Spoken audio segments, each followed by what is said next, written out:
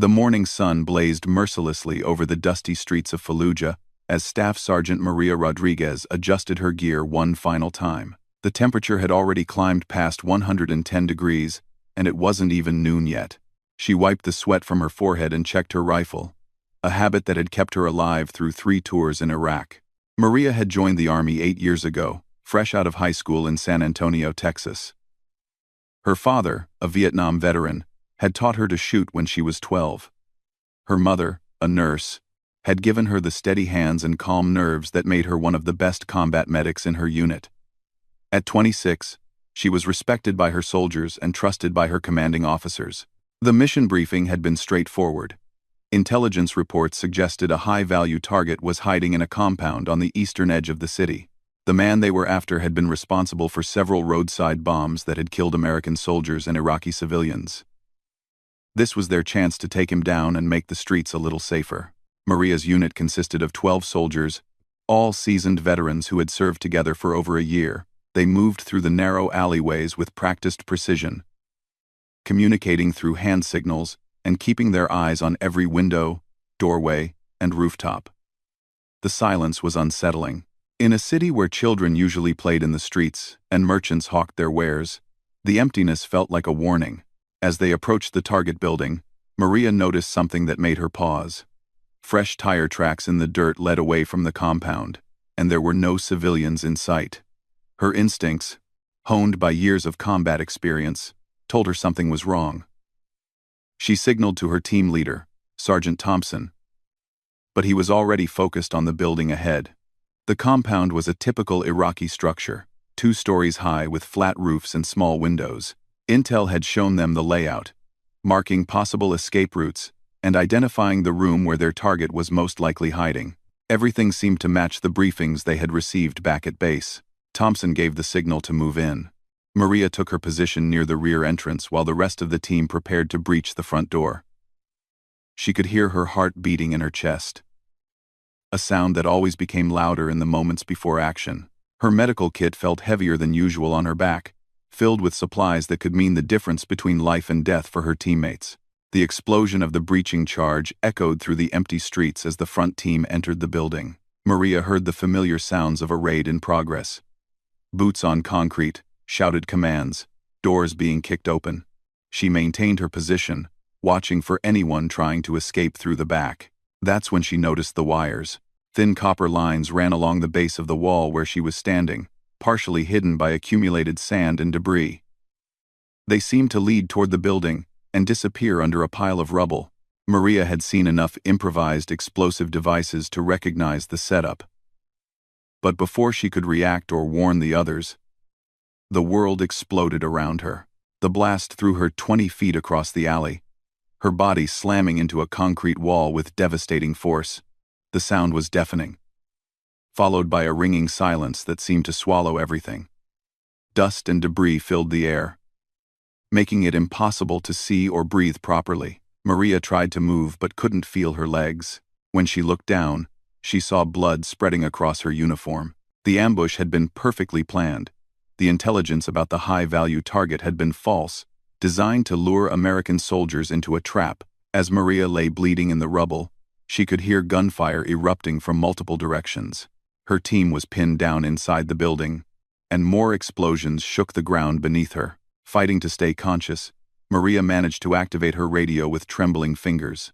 She needed to warn the others about the additional IEDs she had spotted, to coordinate medical evacuation, to do something other than lie helpless while her friends fought for their lives. But her voice came out as barely a whisper, and static filled the airwaves. The firefight continued for what felt like hours, but was probably only minutes. Maria could hear the distinct sound of AK-47 seconds, mixed with the American M4 carbines, indicating that insurgents had surrounded the building. She tried to reach for her rifle, but the weapon had been thrown beyond her reach in the explosion. As her vision began to blur, Maria saw movement in the windows of nearby buildings. Muzzle flashes lit up the gathering dusk as enemy fighters positioned themselves for a prolonged battle. She realized that her unit had walked into a carefully orchestrated trap, and now they were paying the price for intelligence that had been compromised or deliberately planted. The pain in her body was overwhelming, but Maria forced herself to focus on survival.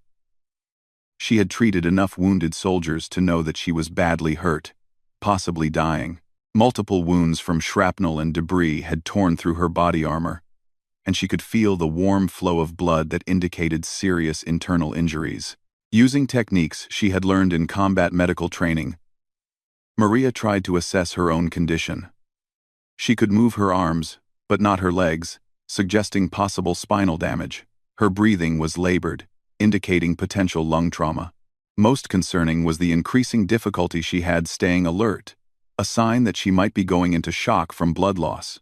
The sounds of battle began to fade as Maria slipped in and out of consciousness.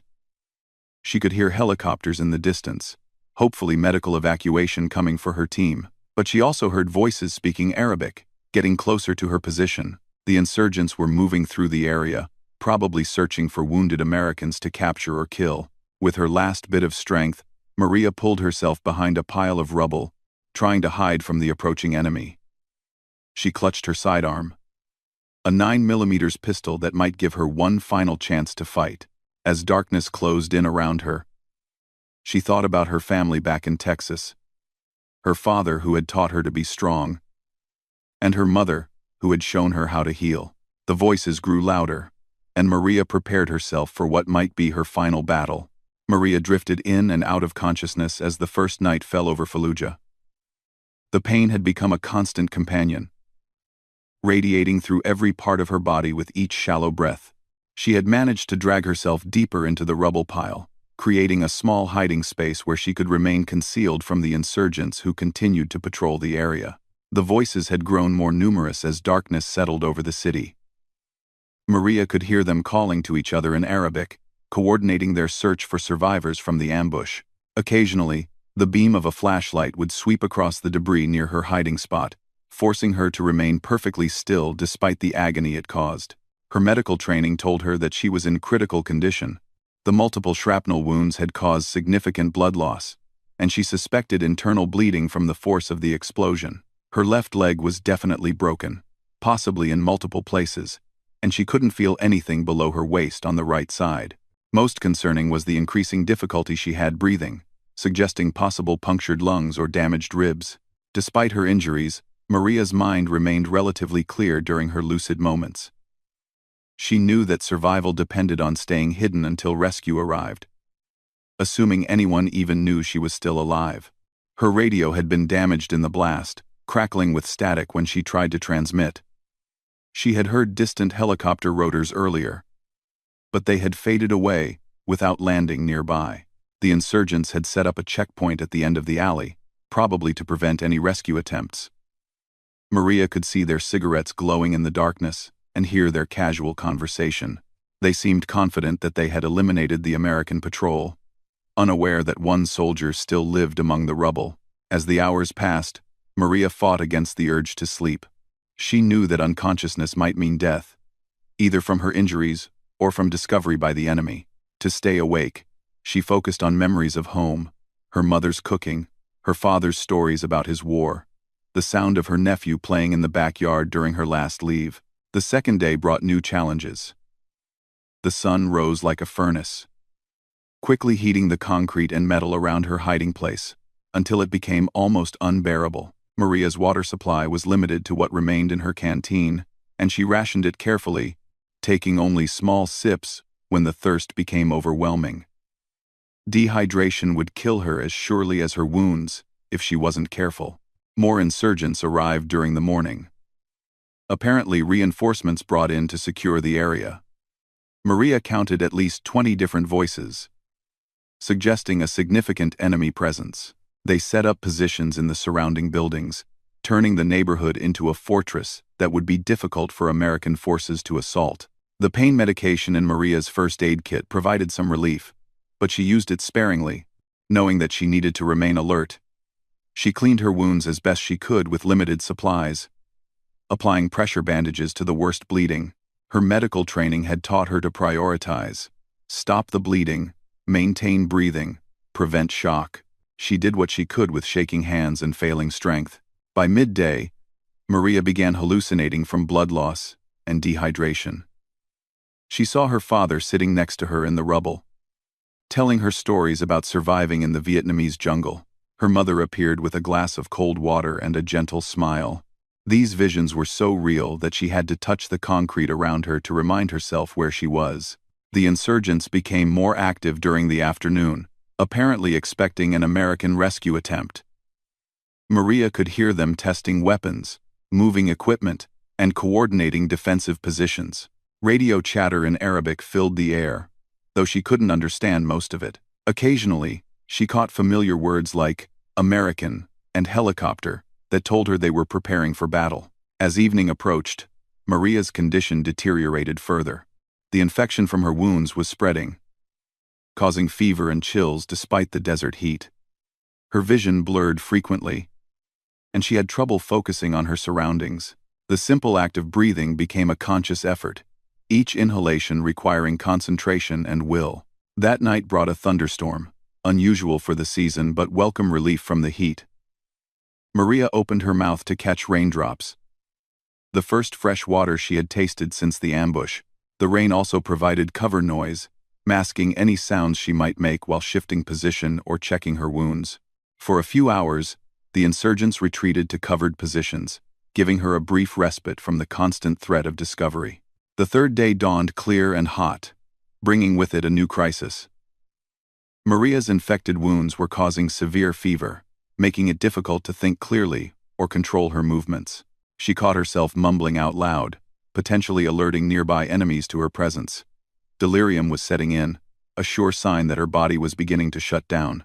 Despite her deteriorating condition, Maria maintained her grip on her pistol and continued to monitor the insurgent activity around her position. She knew that discovery would mean either a quick death or capture and torture.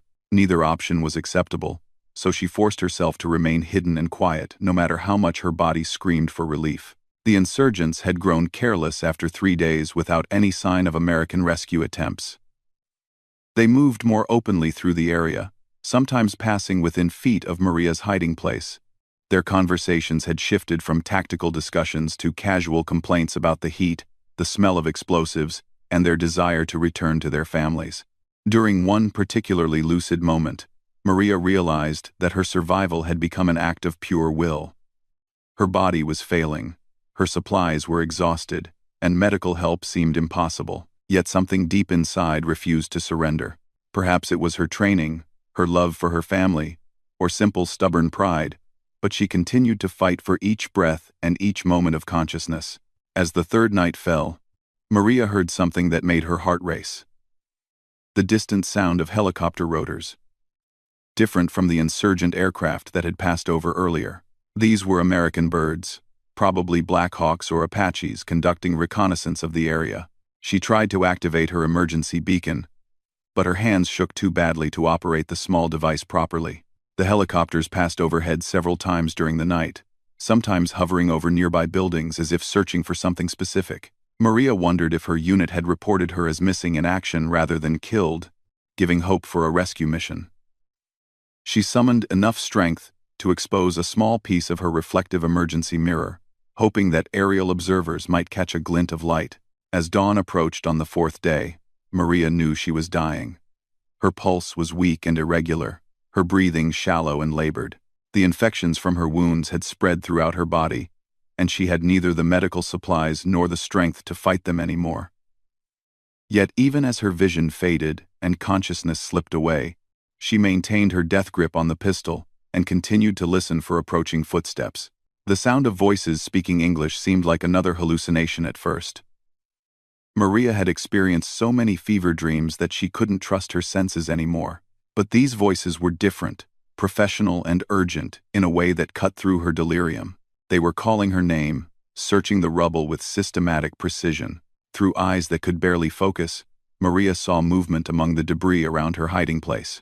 Figures in desert camouflage were carefully picking their way through the blast site, using hand signals to communicate as they searched.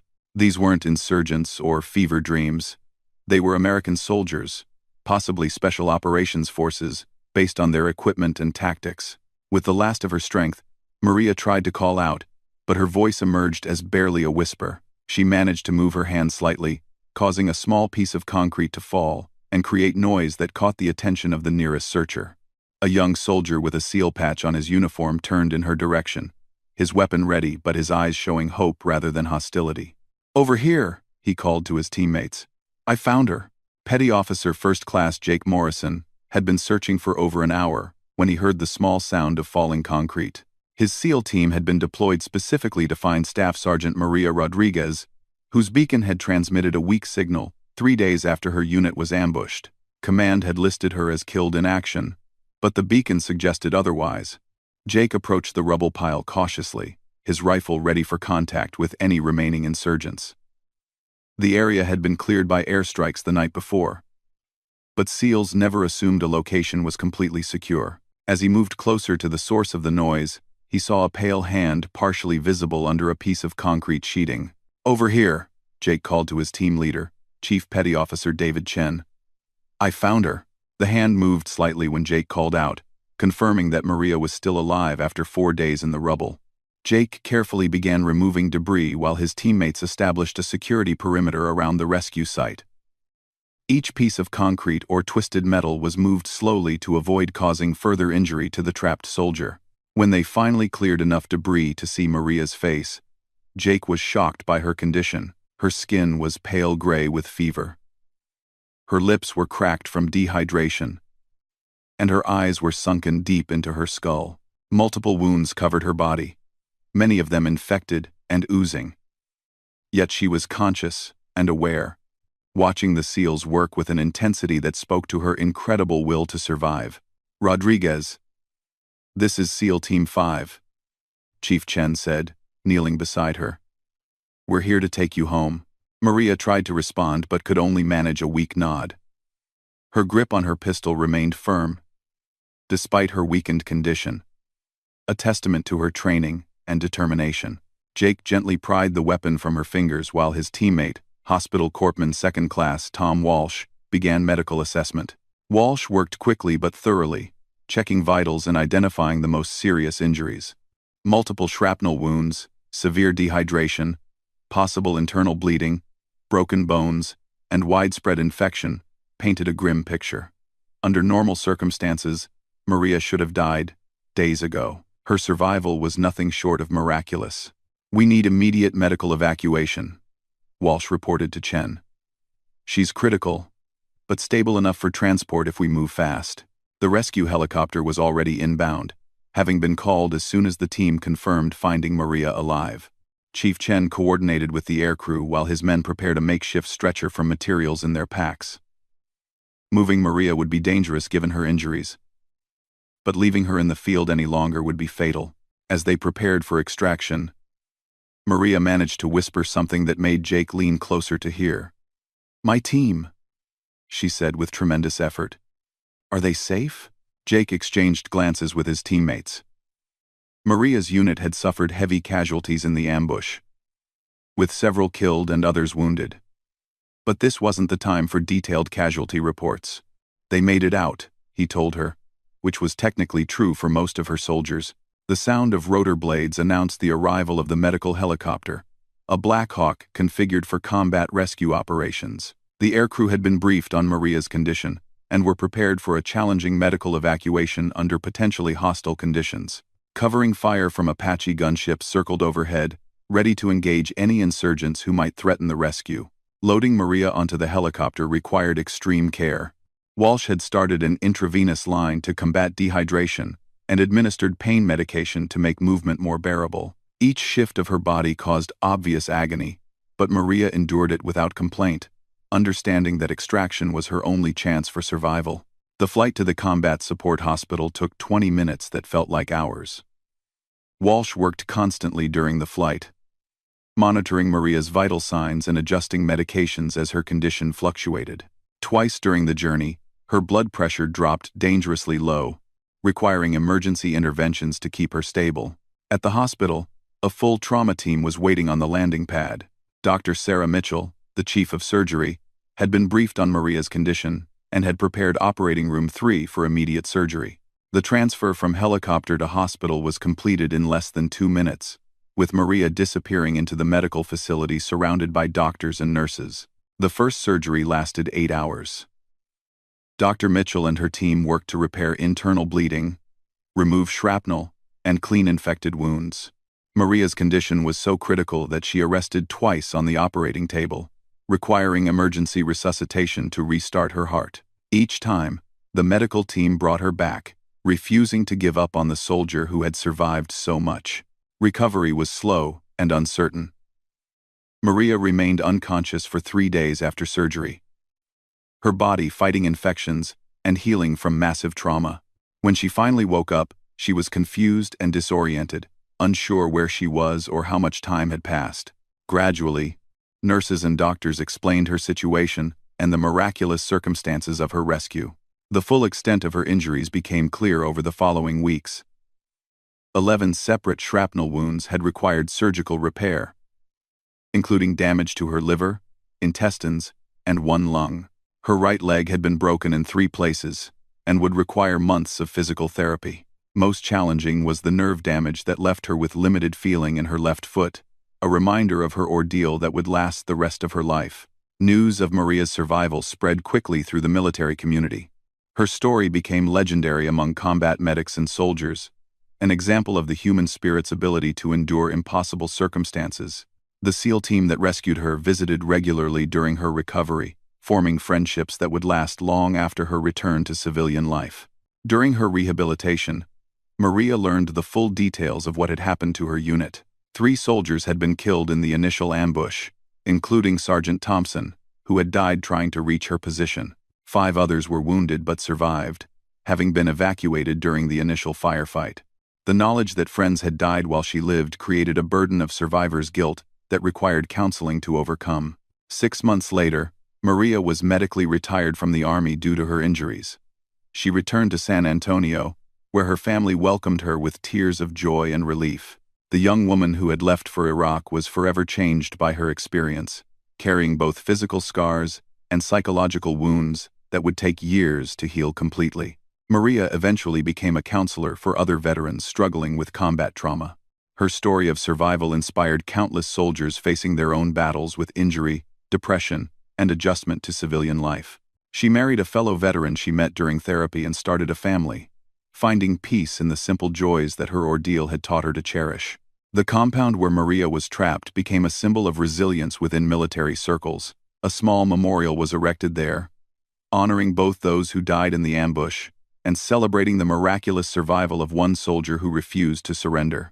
Years later, when the area was rebuilt, local Iraqi families would tell stories about the American woman who survived 11 wounds and 4 days in the rubble, becoming a legend that transcended national boundaries.